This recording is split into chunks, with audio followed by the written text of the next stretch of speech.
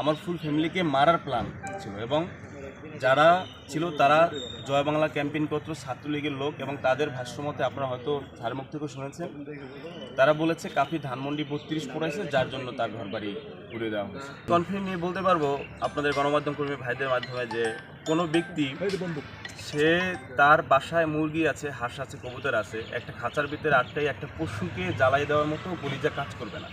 সাংবাদিক ভাইয়েরা আপনারা সে শুরু থেকেই ছিলেন, আপনাদের প্রতি কৃতজ্ঞতা। আপনারা দেশবাসীকে জানিয়েছেন এবং এখন যেটা জানাবেন, মানুষ আসলে আমাকেও সন্দেহ করেছে যে আমি নিজের ঘর আমি নিজে পুড়িয়ে দিয়েছি। মানুষ এটাও বলেছে কাফির বাবাকে 5 লিটার কেরোসিন তেল কিনতে দেখা গেছে পাম্প থেকে। কোন পাম্প থেকে সেটা কিন্তু খুঁজে নাই কেউ।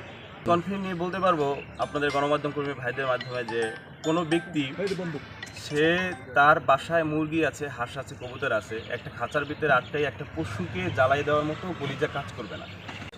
এত বড় একটা ঘটনার তারা রাতের আধারে করেছে।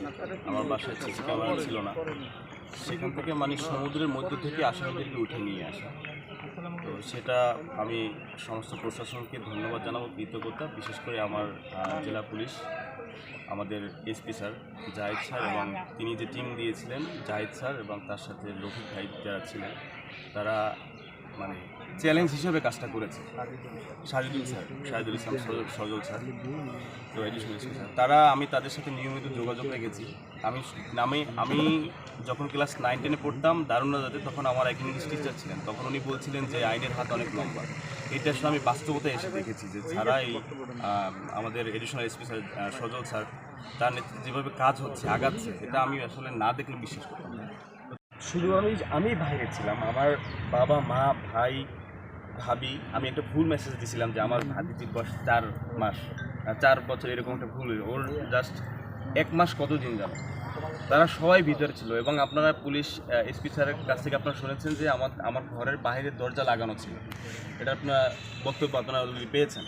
আমার ফুল ফ্যামিলিকে মারার প্ল্যান ছিল এবং যারা ছিল তারা জয় বাংলা ক্যাম্পেইন করতো ছাত্রলীগের লোক এবং তাদের ভাষ্যমতে আপনারা হয়তো ধারমুখ থেকে শুনেছেন।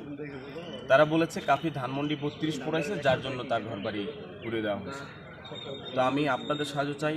দেশের প্রশাসনের প্রতি, আইন শৃঙ্খলা রক্ষাকারী বাহিনীর প্রতি আমি শ্রদ্ধাশীল। আমি সর্বোচ্চ শাস্তি চাই। আমার পশু হত্যা, মানুষ হত্যা তাদের প্ল্যান ছিল।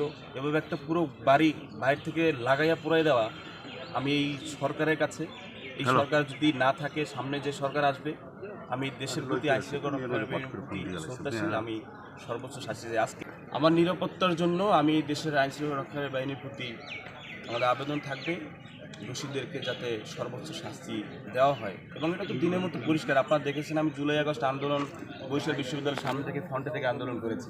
সর্বশেষ আমি ধানমন্ডি 32-এ ছিলাম।